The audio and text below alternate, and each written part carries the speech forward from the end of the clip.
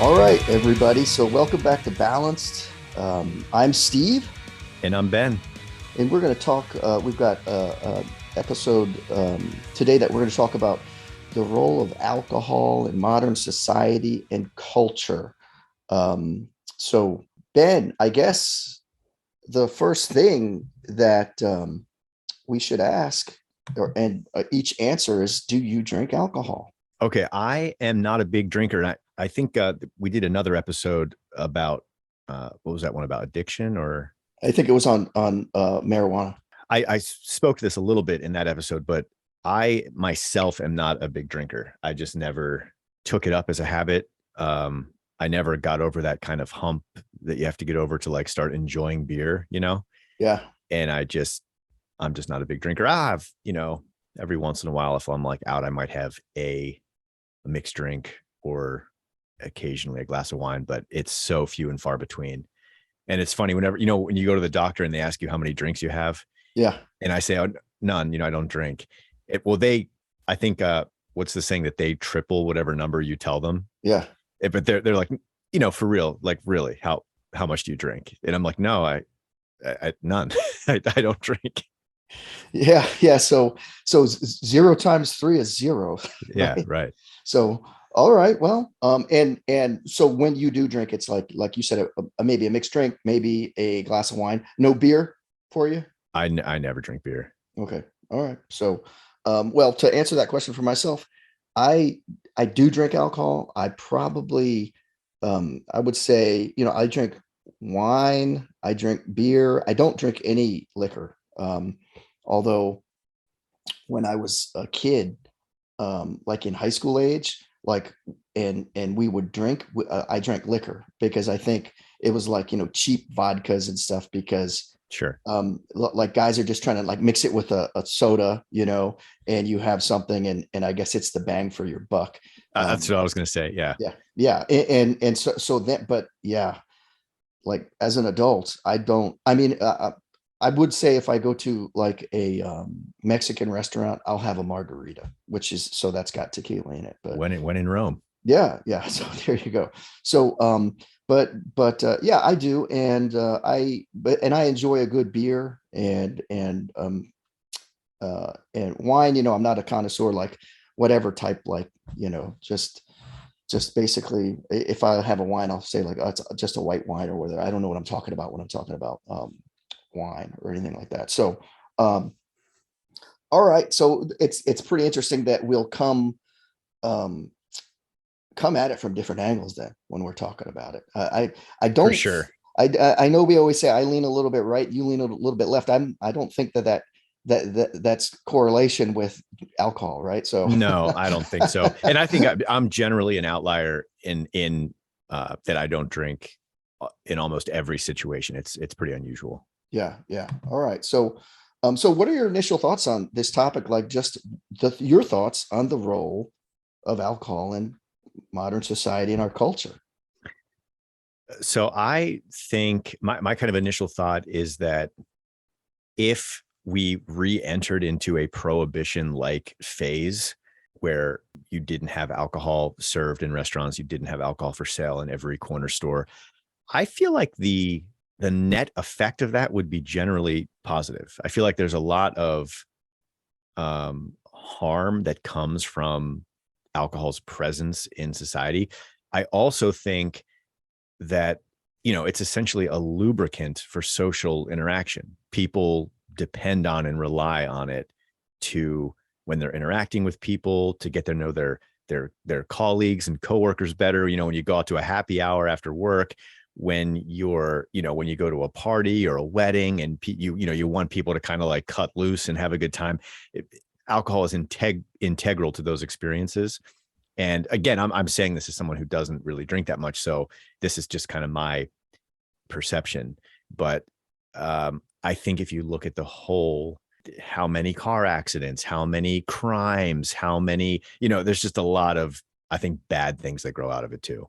Yeah. Okay. No, that makes sense. And I think and we're going to get into this a little bit, but it seems like when I talk to people, some people will like indicate Oh, like if you get a group of like 10 people together and and talk to them about alcohol use, like if I'm at work or something, like it seems like the vast majority is like, oh no, I really don't, not that much, almost, and and I think that's full of it. I think, I mean, it's in, you can't watch a string of commercials without alcohol. You can't watch a TV show or a movie without alcohol being involved in it.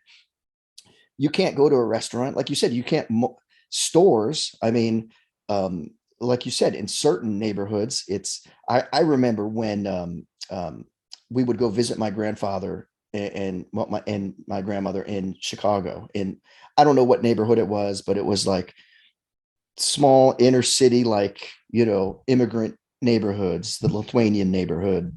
And like there's a pub on every corner, Yeah, the it's still like the, that. the old style or the Schlitz or Yep, the yep. Pabst They Pabst all got Blue the Ribbon sign hanging out signs. front. Yep. Yeah, and it's everywhere. So, I just think it is huge. Well, not only that, but um, here and I don't know if it's like this in Maryland where you are, but here, if you go into a grocery store, they have you got the beer and wine aisle in the grocery store. Anything you could possibly want is there. Yeah, and they don't have it. It's still like sold in separate stores here in Maryland. There might be a few. I think there was like one Shoppers Food Warehouse that had beer and wine, but it's something about the licensing and everything. And I don't know exactly how it works, but they actually have like in Montgomery County, Maryland, where I live, in the People's Republic of Maryland. In Montgomery County, they have county beer, wine, and liquor stores. It's run by the county. These are Mm-hmm. county employees, so it's taxed and everything's like, I don't know whether they're saying it goes all mainly to the schools or whatever it is, but they really control it. So it's not like, but you could still go to like like a 7-Eleven or gas stations and get it, but they seems like liquor is very controlled. Huh. And you have to go to the county stores. So from what I know, pretty much, I think, I don't really go shopping in liquor stores that much anyway. But so I think it's just such a huge thing. It's ingrained. I don't think we can separate American society and culture. And when I talk about other European cultures, it might be even worse. I lived in Italy for 3 years. A young kid could go in and get a beer. No one's going to question it. But you know what? You didn't see that. Well, That's part of that culture. They're like, yeah, I think they properly educate. that's a great point. That's what I was going to say is because I've been to Europe. My wife and I traveled all around Spain. I've been to, Italy as well, other places. And it's like, while certainly the alcohol, especially wine, is prevalent, the relationship that people have with alcohol is completely different than what you see here.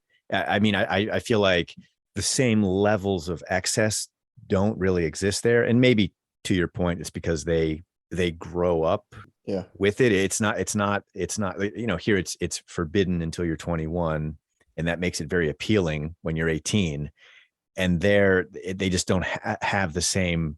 Yeah, I mean, I don't. I know what you're saying. I mean, I feel like it's not like high school kids in certain European countries are like skipping school and going out to get drunk. Like, Right. although probably based upon a book, an audio book I recently listened to, in the United Kingdom, I do believe that probably happens. But well, having my time in Italy, I've been to Spain, I've been to Greece, and Germany. And I could really only speak really detailed on Italy from living there, but it's just like that's not the thing. It's not like the hey, let's party and go to a kegger out in the field like you had in the 80s and the Right. 70s, and people are just like taking kegs of beer and just downing beer and having a blast and getting crazy. It's just I don't think we're seeing that. So Yeah. um, but I think in our culture, it's just everywhere, and I don't think we can separate our culture from it, frankly. So I did some research and just simple Wikipedia stuff here, thinking about alcohol and you know according to Wikipedia, metabolizing alcohol likely predates humanity, with primates eating fermenting fruit. I mean, we could see how that could happen, and maybe that would be something. But they said the oldest verifiable brewery was found in a prehistoric burial site dated 13,000 years old, and it was in a cave in modern day Israel, what is now modern day Israel. So alcohol is is mentioned for use as medicines in old Sumerian and Egyptian texts.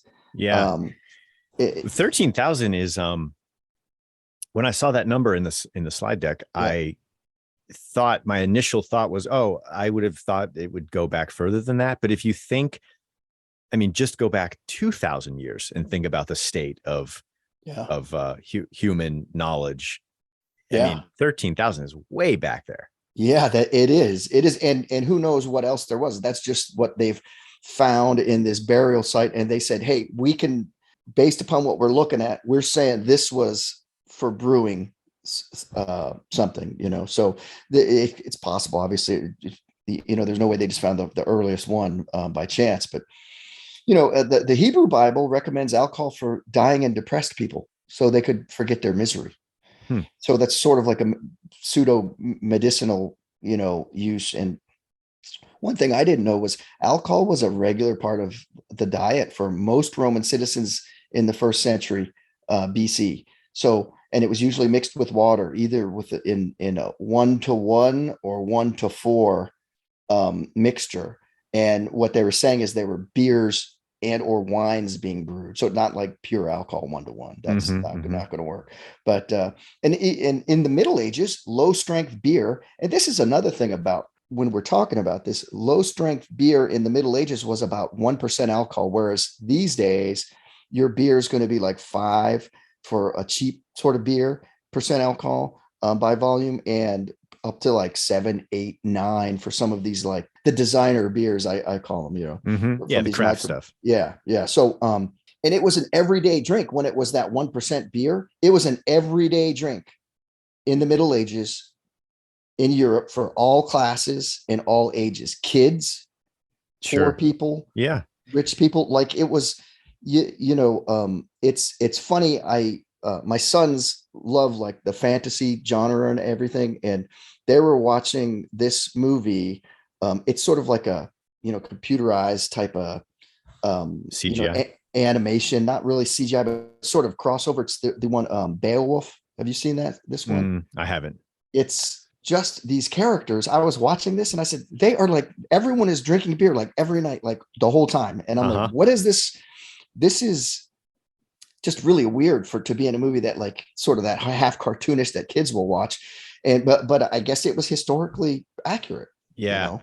And I think that everyday, very casual consumption of alcohol, that comes up from the Middle Ages up through the 16th, 17th, 18th, and 19th centuries, because people, it was just much safer to drink cider or beer if you, I guess the fermented alcohol was almost like a, where water could be infected or give you all kinds Absolutely. of issues. Yeah, the beer was just a much safer thing to drink. So that was the kind of the go-to. Yeah, and we see that go to, but then you see, like when I was in the army, we did. I was attached to a unit that worked, that was part of like a NATO quick reactionary force. So therefore, we would cross train with Germans and Italians and French, which was pretty cool. I'm going to tell you this, like we did a live fire exercise in the mountains, in the Italian Alps with um, the Italian Alpini troops, like it's I'm probably not pronouncing it the whole name right, but they're the Alpine troops, the mountain troops. Yeah, yeah. And at lunch, like, oh, you know, we're visitors, we're cross training, we're eating. Like at lunch, we do some dry runs of this with live fire, meaning you're going to be firing real ammo at targets. Mm-hmm. And so you've got to be very careful, fields of fire, that no one's like getting in front of anybody, right? Sure. And so we go, and it's lunchtime and they're hosting, so they bring out lunch. There's beer and wine Yeah, that comes being back to, served at lunch on the field. Like 30 minutes later, we're getting on, we're going to do yeah, this. that's a perfect illustration of the difference between the American, like the American mindset when it comes to it, and the Italian mindset. Yeah, they just had like a little food and a sip. Like it's a sip to them. Like, oh yeah, it quenches the thirst. It goes along great with the food. Whereas some, the ugly American's going to be like, let's get hammered. Like it's like, no, no, we're about to fire our weapons. You know. And so obviously none of us, did, because we were like, whoa, like no, no thanks. Probably because we were Americans, and we were like, I'm not going to drink 3 beers and then go Sure, out sure. and accident. So, but if you think of that culture coming all the way up, that everyday use from the Middle Ages, probably still people like, there's wine on the table for every meal in Italy, when people are just eating their lunch, their dinner. It's the same thing. It's sort of an everyday thing. So, and I think that still is what we see, but not abuse, right? So that's the difference. Everyday abuse would be a problem. Everyday use, especially with the low levels of alcohol that we saw in with those 1% and everything, Mm-hmm. that's there's a difference there. So definitely between what we think, and we'll get to the US in a bit, but wanted to switch to religion, because religions, and we've done a episode on religion, but talking about how powerful and how, all reaching the religions have been, the throughout history, especially back in time, like the Anglican Church, Puritans, and Catholics all viewed alcohol as a gift from God, created to be used in moderation for pleasure, enjoyment, and health. And again, I'm getting this still from reading about alcohol and its history from Wikipedia. Yeah. But drunkenness, the extreme use, not moderation, drunkenness was viewed as a sin. Buzz okay, drunk not okay. I apparently, right. But and as I'm sure from having, when you were a kid attending church, there's alcohol's used in religious ceremonies in, many, many, many cultures. So Mm-hmm. it's a sort of a pretty normal thing. Bringing it to America, there was alcohol used before Europeans brought it. There was some corn-based beer in South American native tribes, and there was some, the Aztecs were known to use wine for religious ceremonies. I didn't see any indication that they used it for anything other than that. Yeah. But but I mean, the Europeans really the ones who really brought it over, and this blew me away. The Mayflower 1620 voyage, they had more beer on board that they took than water. Yeah. That doesn't surprise me, because that connects back to what we were saying before about the risk of having water, keeping water, storing water, and then drinking it. Beer is probably just a much safer alternative to staying hydrated. Yeah, yeah, that's quite interesting to me. And when you think about it, you're right. It if you look at it from that angle, that's the type of things we don't think about these days, right? Liquor became very popular in the United States because of the overabundance of corn on the western frontier. When we really started going out west and getting the big farms, they're like, well, we just got tons, like too much corn to have anything else to do with.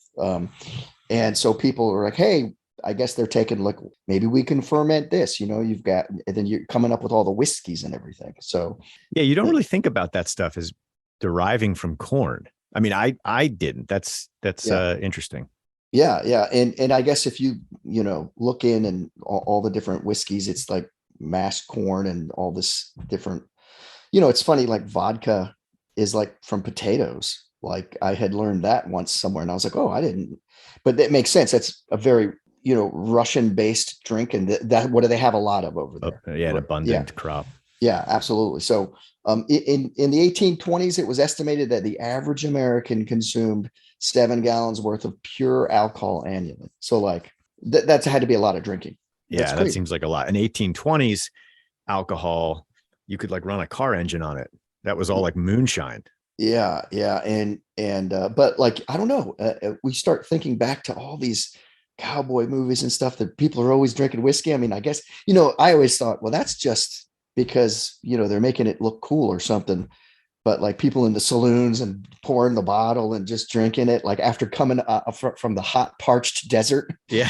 I'm thinking that's not going to quench my thirst, man. But apparently those might be more historically accurate than we thought. And there's your point. It did come up in the research, water contamination, big problem. So people are either drinking a lot of coffee and tea because they're boiling the water, Hmm. or using it to make alcohol. Even if it was some of the lower level alcohol that you saw back in the Middle Ages too. So really good point that the water contamination was a big issue then. And so it made sense because it sounded crazy to me bringing more beer on the Mayflower than water. I'm like thinking, Yeah. what you're going to, but I guess they're like, well, we have to. The stuff will go bad, right, or something, or it'll get infected, or we'll get sick. So, a pretty interesting fact. Now, alcohol seemed so heavily used in so many parts. In the 1800s, the temperance movement started in order to try to curb alcohol consumption, because people were like, hey, it's like you said earlier, it contributes to a lot of social ills. I think it still does today. Hmm. And those the religious folks, not only social ills were they against those, but they were like also, hey, listen, moderation, right? We said it's a gift from God in moderation, not to go out and be a drunkard. And then of course for practical health considerations, it's not healthy people just like hammering whiskey all the time. So Sure.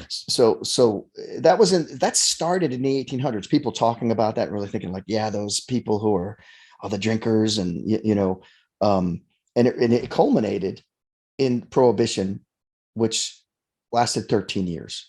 It's From funny that there was an awareness of the some of the issues in the 1800s. It took, you know, up until 1920 to actually make it, to actually make it prohibited. And I read somewhere that prohibition was largely being pushed and driven by the women of the time because, they were seeing their husbands who would go and work in the factories and earn their paycheck. And then on Friday, they were in the bar blowing the paycheck and getting into all kinds of trouble because of the drinking. And it was having an impact on, I'm sure abuse and stuff that was going on was also a part of it. But that I just remember thinking it stood out to me when I read that women were really the ones who were pushing for prohibition, which makes sense because if you think back, all these guys are doing hard manual labor and then going to the bar. It's like they are not the ones that are going to be pushing to have that go away. Yeah, the temperance movement, I do believe it was heavily pushed and supported by women and the church, Hmm. the churches. And I think women, it makes a whole bunch of sense that because they were more likely to be like, hey, we need this money for the family and the kids, and they're working at home, and then For these, sure. so it it was a problem. I don't know, and prohibition lasted from 1920 to 1933. I just think, so much. I mean, people just weren't going to have it, right? People still got their alcohol. That's exactly what I was going to say, was that there was, for it to not be a thing wasn't an option. Once people had it, once it was infused into society, the black market for it was huge. It continued to be distilled and traded hands. It was a huge business and moneymaker for people that were doing it kind of like underground. And that's one of the more fascinating aspects of it, right? And you had like the government was trying to go around and shut down these little distilleries and destroy product and prevent it from being moved and traded. And no, it wasn't going to happen. It was going to exist. Kind of like, I guess, like weed has always been, Yeah, yeah, and you know what? You can't stop it. You can't stop it. And what's so interesting though is like if, and I believe it's probably accurate. You see some of these old movies. I'm thinking of a movie I can't remember, with Elliot Ness or something, or someone, and the guy's like, these. The Untouchables. I think so. Yeah, yeah. There we go. It had Sean Connery in it, right? Yeah. And so here they go, and they're smashing all these crates of whiskey and everything, and they're doing all these operations to try to shut these guys down. And then when they get in the office alone, the cops, they're like popping open a bottle of whiskey Yeah. and Right. taking a drink, because they're like, well, everyone's still going to do it. So they were just like, hey, it's a job. We're just doing a job here to break all this stuff up, because I think everybody was still, it's just too ingrained, and people are just like, no, that's it's like asking people on some level, like, don't eat cheeseburgers anymore. Like it's not, there's going to be a black market for cheeseburgers. People are going to Hmm. get their cheeseburgers. So, um, but in 1920 to 1933, according to the National Institutes of Health on their website, they did a survey in 2019 on drug use and health. And they're saying their survey indicated 86.6% of Americans 18 or older reported having drank alcohol. That's not surprising to me. Is that? Not at all. No. No. But I'm going to tell you these numbers get more surprising to me, and I'll tell you why I think that. Then it says 69.5% said they've had alcohol in the past year. Seems suspiciously low. Me too. That's what I'm thinking, because business people are out to make money. You wouldn't see every other commercial with alcohol or beer or these new mixers or these wines in every game, every sporting event. You wouldn't see it. You wouldn't see it if they're like, well, only 6 out of 10 people, or seven out of 10 people have it. These people are saying they have it in a year. I don't believe it. Hmm. 54.9 say they've had it in the past month. That Now, that also seems way low. yeah, to me, I'm not believing these numbers. And I think when you take surveys, for the same reason, like you said, the doctors might be like, oh, times it by 3. That's probably accurate, right? I just don't think that's, from what I see, people that I know, people who, and if you can go to a happy hour and see, I mean, I just don't believe it. I think that's low. And I'm not saying all these, most people are drinking a bottle of whiskey every night and blacking out. I'm not saying that, Hmm. but I think there's a lot of people who are saying, well, they're underreporting because they start thinking, well, I probably could be better about it, and it's not a Sure, great sure. thing. It said 25.8% of people in this NIH survey reported what they call binge drinking, which is reaching a blood alcohol content of 0.08 or higher. I think that's definitely past the level. Usually, the level for being able to drive and be impaired and to get a DUI is 0.05. Zero point 0.08. I thought that was the legal limit. That sounds right to me. I thought it was 5, but I'm glad that I don't know that, because that means I've never been in trouble with it, which I Yeah, haven't. sure. Um, but But I mean, if that's considered a binge drinking, yeah, then I think that's improper use of vocabulary. Binge drinking is high school kids skipping class and pouring out half of a 16-ounce bottle of Coke and then filling it up with cheap vodka. So you've got 8 ounces in there, and then tugging that down and running around and going crazy. Not that's that one I've ever, example. not that I've ever done that myself, Ben, Uh-huh. but it's a very specific example, You've wasn't just heard of such things. it? Yeah. So that I would agree. That's binge drinking. That's a kid trying to chug down 8 ounces, which would be like 8 beers worth of alcohol, right? In, like, because it's tastes so nasty. Yeah, that's binge drinking. That's a kid trying to get all lit up, right? I don't think 0.08. And right now, there are some people who will be listening to this episode. And as I'm saying this, there are people who are judging, and they're going to be like, yeah, Steve's an alcoholic, right? So I'm well aware of that, people. So I'm fine with what you think about it. But I did think some of these numbers are suspect. 6.3% of people in the NIH survey reported heavy alcohol use. And what they count that as 4 drinks a day or 14 drinks per week. So 14 drinks per week would be 2 drinks a day. Yeah. So all of every adult in Italy, when I lived there for a little bit over 3.5 years, is then a heavy drinker. Hmm. I don't think so. Yeah. I mean, that number again seems low, but these are self-reported. Yeah. So it's really not the number. It's just the number of people who were honest when they were filling out the survey. But I just think the use of heavy, because think of this, and there's surely someone out there, unless I'm a complete, like you've said before, in different respects, you're an outlier in some cases on certain things in society. And unless I'm a complete outlier, like I have been to go out to eat, and they're like, oh, it's 30 minutes to be seated, and you get a beer, and then you sit down and you're talking and you're eating like some chips or pretzels or something. And then they're like, oh, like, your table's ready. And then you go and let's say it's that Mexican restaurant, right? And I'll have a margarita. And my wife, we always have this thing for the second where I was like, who's driving? That's how we are.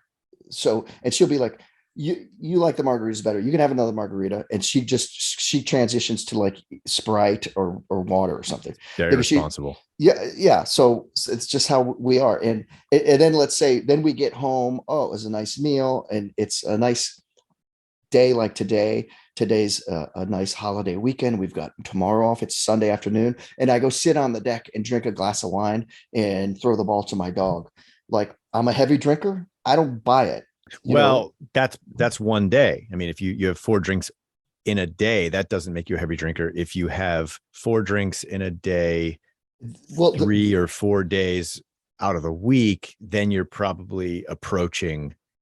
I don't Right. know. I just feel like the vocabulary is wrong. Heavy. Yeah. Yeah. Because there are people who you watch some of these reality TV shows, you flip through and there's like the intervention shows or something.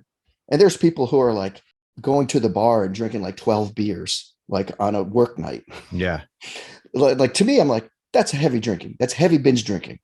Um, Well, those are, I mean, that show Intervention specifically showcases the extremes. worst of the worst, right? Yeah. Though, I mean, Yeah. that's like people's whose lives are imploding as a result of their habits. Yeah, yeah. So I guess just the use of they say heavy use in this NIH study, and that means to them their definition was 4 drinks a day or 14 per week. So it could be four, like I guess 4 drinks in one sitting or more. Maybe that's I just think the numbers, and you called it out, and all of these seem a little suspect and low because someone who um, would have a good head and a good intellect for advertising would be able to say, I can just look at this society and tell these numbers are low because I can go look at what the big companies are advertising and what they're pushing. Mm-hmm. They're going to get bang for their buck. They're not wasting putting these ads out trying to talk people into, hey, why don't you try drinking once? Yeah. They're like, hey, we know that there's plenty of people buying, the sales show it. Here's the latest thing that we put together. It's really great. You should give it a shot. Right. Look, a 30-second commercial in the Super Bowl last year cost $4 million. Yeah. And how many of those commercials were for brands that were selling alcohol, seltzer, hard seltzer, yeah. alcohol, beer's huge, for that type of thing. So yeah, that's a great point. Yeah. There. So I just feel like, but self-reporting. So why would people, if that's what's happening, why do you think people, if we are correct in thinking that people are under-reporting when they self-report, why is that? Well, part of it is denial, right? No one wants to acknowledge or admit that they have a problem or that something is out of their control. Okay. Got to be part of it. Yeah, I could see that. And if it's so prevalent in society and so intertwined, like I said, I don't think you could even unmesh alcohol from American culture. Right. Then why is it a negative thing that people want to like hide? Like, I don't know. Yeah. People are underreporting. They're like, I don't want anyone to know that, I like to drink beer or whatever. It's funny. There's a guy that I, at work who I used to work with. He's still there, but he's in a different, section. And, he would say, I like to drink beer. I like the way it makes me feel. He said, I'll have a couple beers every night when I get home and when I'm eating dinner. Mm-hmm. Like that's so opposite. Most people just wouldn't come out and say that. Mm-hmm. But he just didn't care. He's one of these just sort of just these guy. He is what he is. Like it's like there's no filters. Sure. He just does it, and he's just like, if someone's like, why would you drink a beer every night when you get home? He's like, because I like it. Like, well, people have, there's different equilibriums, and there are certainly people. Sounds like this guy who his equilibrium, he functions in his life that way. He is able to get up in the morning and go to work and do his thing and come home at night and drink 3 or 4 beers. And that's his equilibrium. And I think, the slipperiness of the slope varies person to person. Yeah. I certainly know people who can't stop. They can't have just 3 beers because it always seems to devolve into 10 beers. Yeah. Yeah. Yeah. Well, it's interesting because then there's like, like if I'm having let's take the scenario with the Mexican restaurant I just said, have something while I'm waiting to be seated. I have 2 margaritas with dinner, then come home, have a glass of wine. Like, but then someone would be like, hey, that's a heavy drinking, pal. But then I go away for a week for work and I don't touch anything. Mm-hmm. It's not even a thing. It's Well, just that's why not. I'm saying I don't think that having 4 drinks on one day of a week makes you a heavy drinker. I think that it's like that kind of day where you have 4 weeks, you would have to repeat that type of thing. It would have to be almost habitual, Yeah. for you to fall into the category of heavy user. Yeah. Okay. Okay. I hear you. So, consequences, still this NIH.gov website. So, of course, and you touched on a little bit of this, it's just a laundry list of consequences. There's increased risk of and incidence of unintentional injuries and deaths, including motor vehicle accidents. Drownings is a big thing in their Yeah. statistics. Falling down, obviously, someone loses their equilibrium and they fall down the stairs or whatever.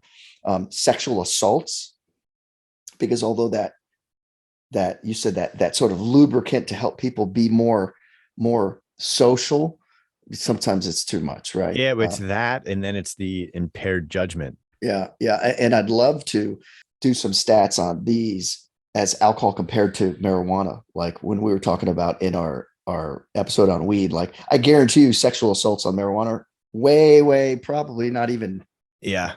on the charts, right? That would be a fascinating Yeah.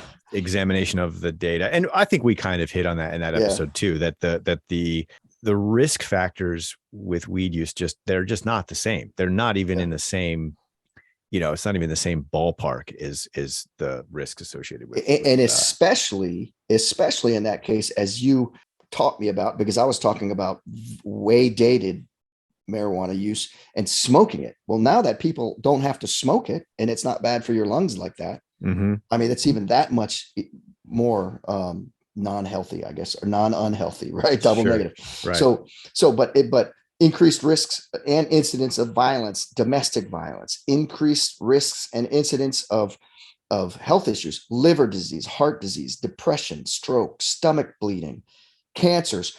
Generally, the most common cancers that NIH is finding that people are having due to alcohol use is oral cancer, esophagus cancer, larynx, pharynx, liver, colon, rectum.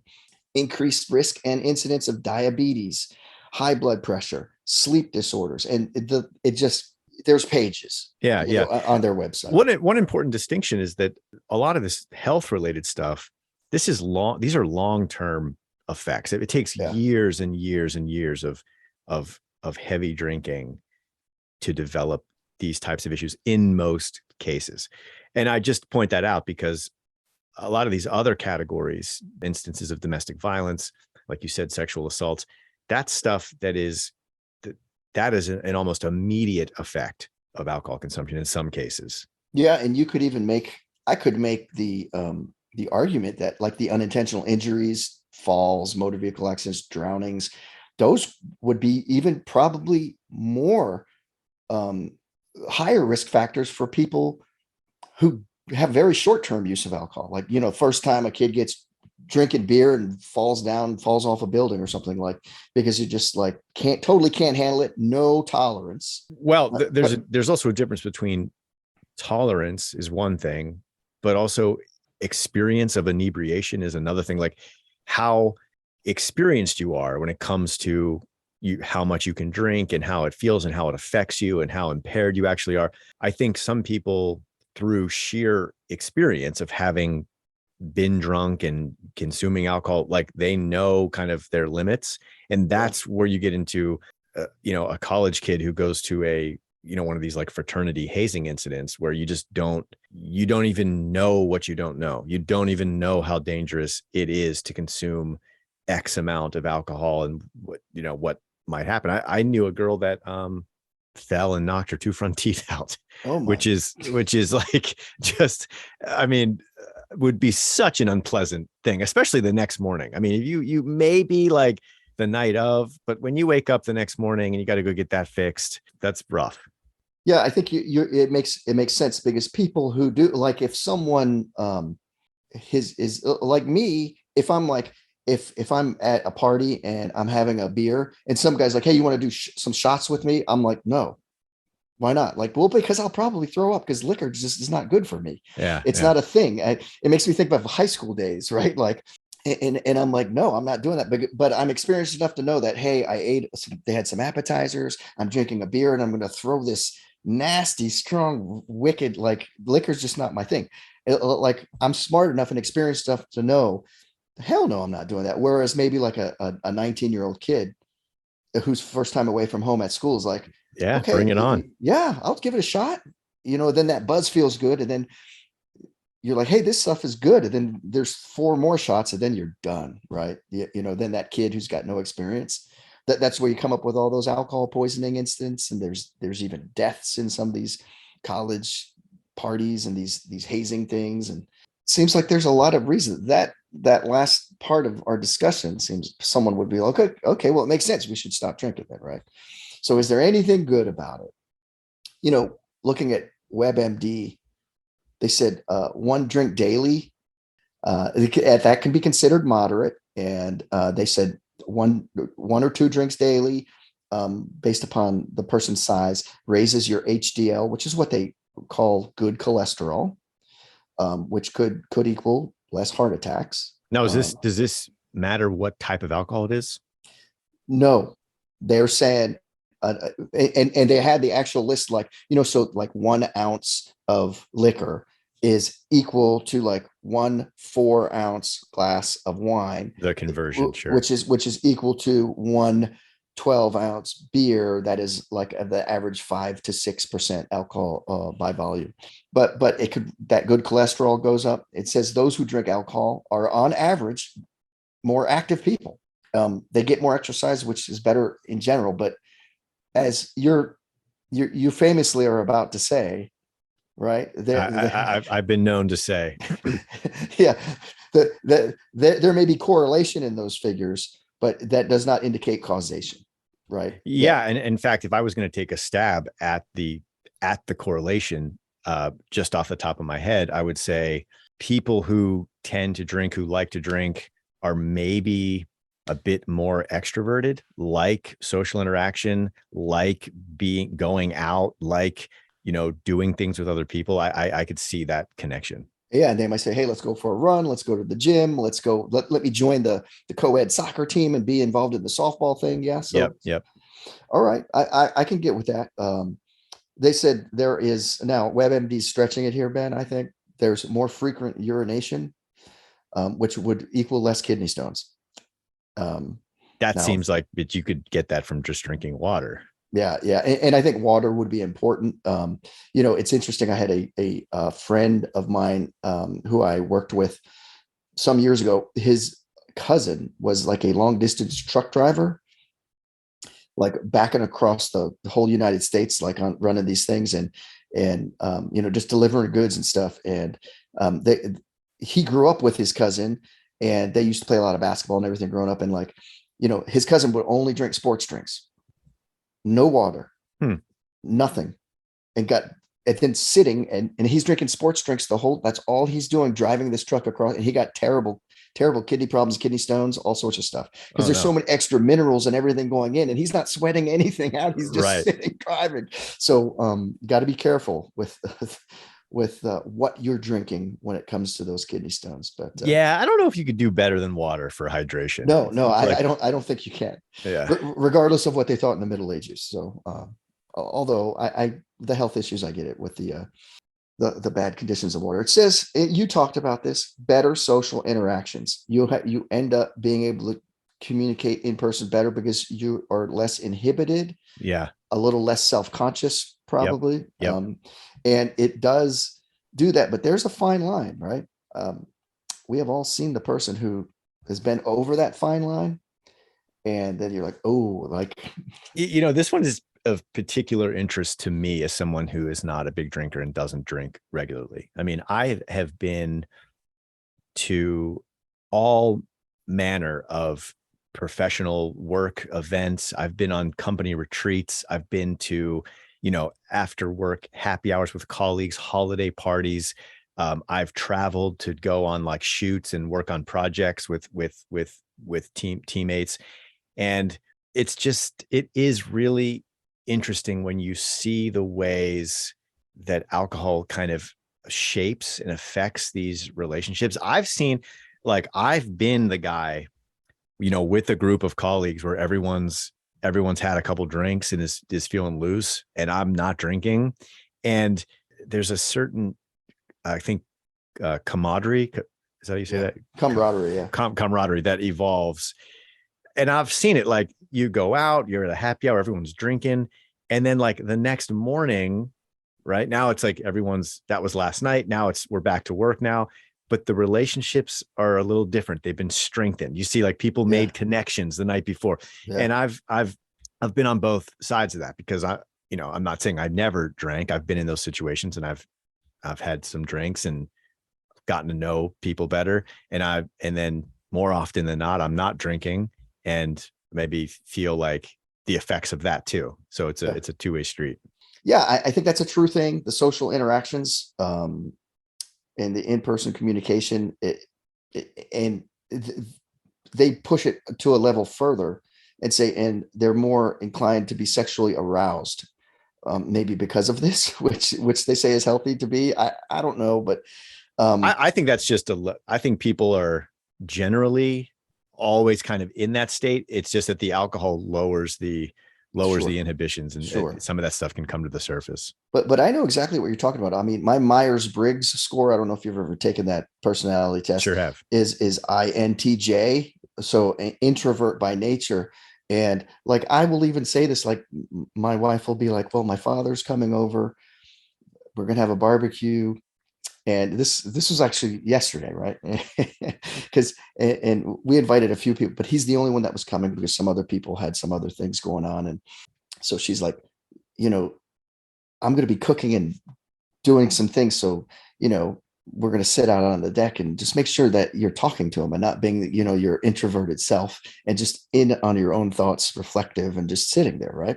So I'm like, well, if you give me a beer or something, I'll probably be fine, because I'm just going to be the quiet guy. But then, I have a beer and I'm talking, and then I can, okay, what does this old guy want to talk about? We're just going to have at it. And we're talking about, he wants to talk about mortgages and the development and what he's seen on the news. And like, I'm like, okay, if I have a beer or two, then I can do that. And then Brittany's not going to be like, well, you just sat there, you didn't even talk to him. Like, what a bad host you were. Yeah. So it's a true thing. I get it, man. As a fellow introvert. Yeah. As a fellow introvert who has faced many, many situations without the aid of any alcohol, I get it. I totally get it. So it is a real thing. And I think the reason you said it's like this camaraderie that's built in some of those cases, because people are less inhibited and may talk about some more personal, intimate parts about their life and their life experience than they would normally. Mm-hmm. And they're like, wow, I really learned something about this guy. Like,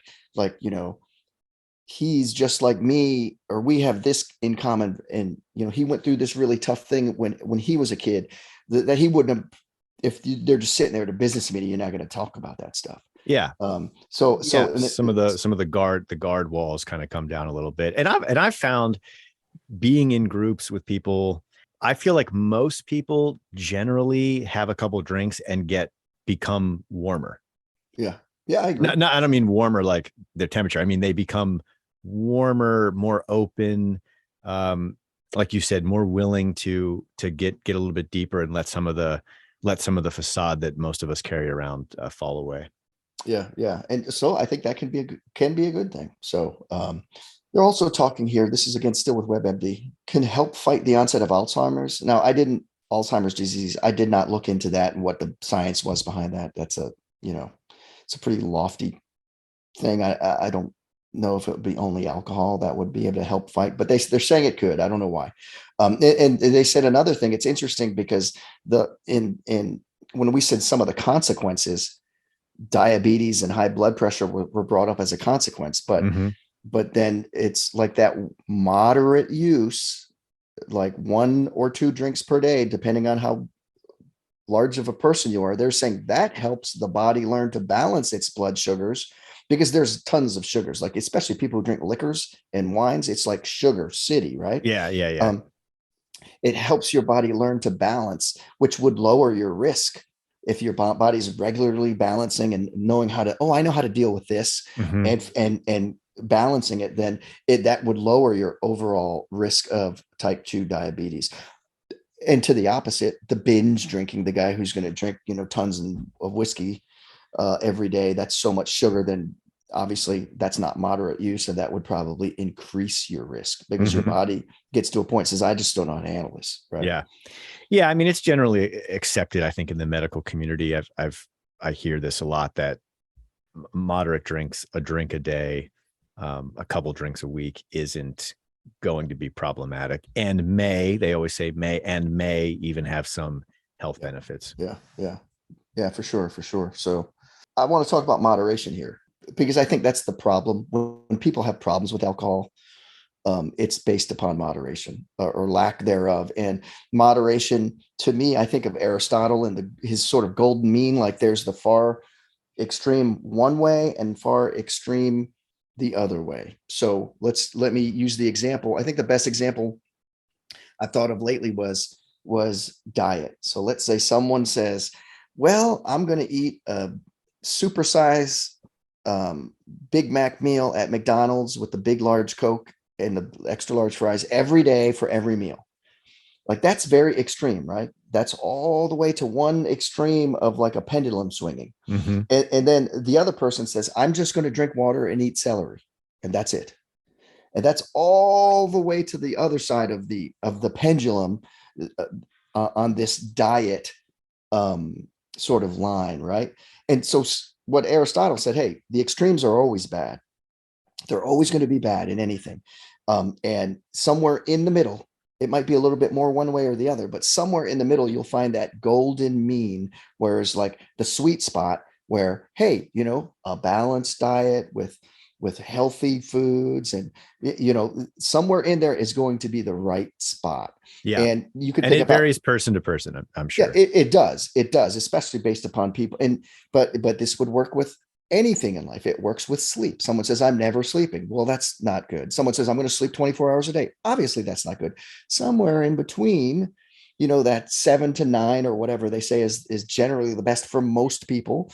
And it does vary by the person, is that sweet spot. So I would think, based upon some of these things, we could use the same Aristotle's golden mean to say, hey, listen, if you're drinking a 12 pack of beer every day, that's an extreme. That's a problem.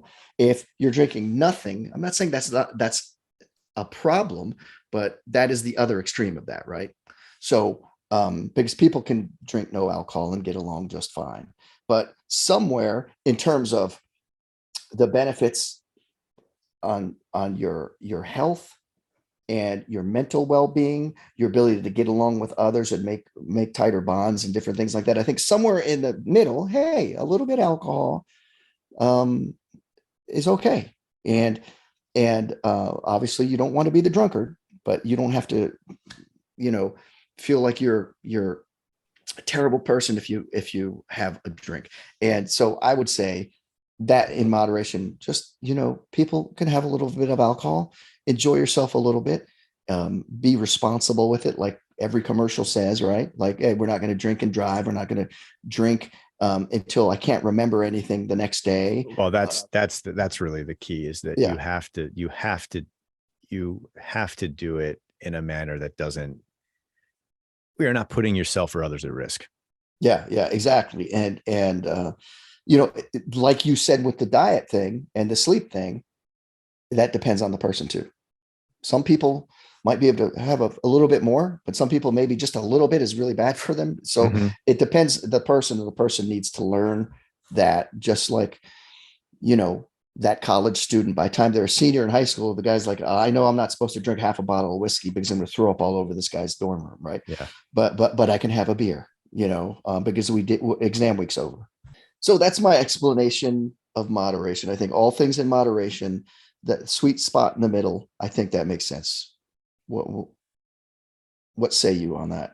I say the exact same thing. I think it varies person to person. Know thyself. Like I said before, it's very important that no matter what choices you make, you're not putting others at risk, and hopefully you're not putting yourself at risk. And I think most people can drink on occasion without doing that. We've talked about a lot of the upsides and the benefits of drinking in social situations and in moderation. So Yeah, so it's a thing, and we've all seen. I just do want to reiterate, we have all seen, especially um, I think examples of younger people um, abusing it to the point where it's very dangerous, very bad, and it's not. There are people who have serious problems with it, and I'm not at all encouraging someone like, it's okay, just go ahead and get drunk all the time or anything. No, that's not what we're talking about. We're talking about, that moderate use within your own limitations of what you can handle and in a safe environment. And like you said, never putting yourself, other people, family members, your employment, anything at risk. You got to, sort of be an adult about it, I guess. So after this discussion, you're gonna go crack a beer open right after this. no, I I don't see myself drinking beer. I really just don't. I have had beer. I don't get it. I don't get it. I do not get the mass appeal. I have to tell, I'm gonna make some enemies here, Ben. I'm gonna say, if you're drinking non-alcoholic beer, you need to go order a lemonade or something, because Hmm. there's no reason. It's not for and that's what my sons say too. Like, beer doesn't taste that great. Like, it's okay, you can get used to it, but the bottom line is people are doing it for the buzz. That's what they'll say that's what it's for, because either of them are thirsty.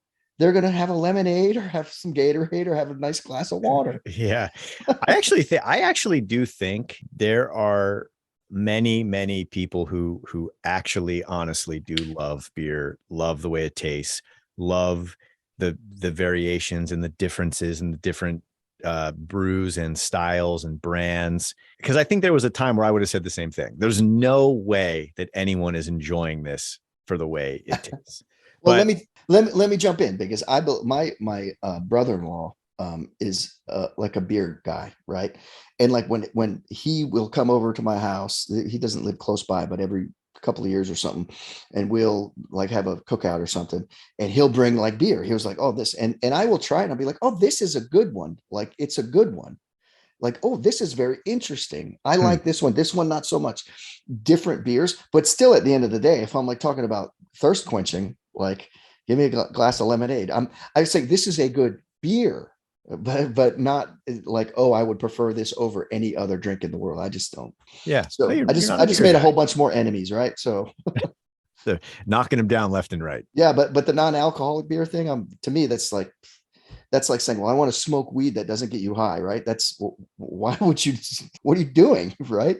Yeah, I Doesn't mean, make unless sense. maybe you're in recovery and Yeah, you're abstaining from alcohol, but you still want the experience of drinking a beer, maybe I could see. maybe that's why it came about. I'm not sure. So, final thoughts on this topic. This was, not one of those topics where we're changing the world, but I think we are outlining that. Yeah, as I think we proved from 1920 to 1933, that you can't just pass the law and get rid of this. It's not going anywhere. It's not going anywhere. And I think, that being said, there are some positives that people can find with moderate and in control, responsible, a mature adult alcohol use. But there's clearly a lot of bad things that can happen from it when people misuse it, mishandle it, and abuse it. So, like I said before, all things in moderation. That's my final sort of take. Yeah, I think that's a great piece of advice. I just wanted to add here that if you're listening to this and you think that you might have a problem with alcohol, or if you've thought about getting help for a problem, or you have a family member that you think maybe needs some help, there's a great resource, samhsa.gov, SAMHSA.gov. That's the Substance Abuse and mental health services. It's free, discreet, confidential help for those concerned about their substance use or if they have concerns for a loved one. It's a problem that many, many people have had. Many, many people have overcome. You can overcome it too. And, of course, Stephen, I want you to be healthy. Very well said, man. Thank you for adding that. Thanks so much for listening. If anyone out there has an idea for a topic you'd like to hear discussed on balance, drop us a line. We are at benstevebalancedpodcast@gmail.com. We would really love to hear from you. This is Steve. And this is Ben. And we are Balanced. Balanced is produced by myself and Steve. Our intro and outro music is performed by Four Giants. Check them out on Spotify, Bandcamp, or wherever you stream music. Thanks so much for listening.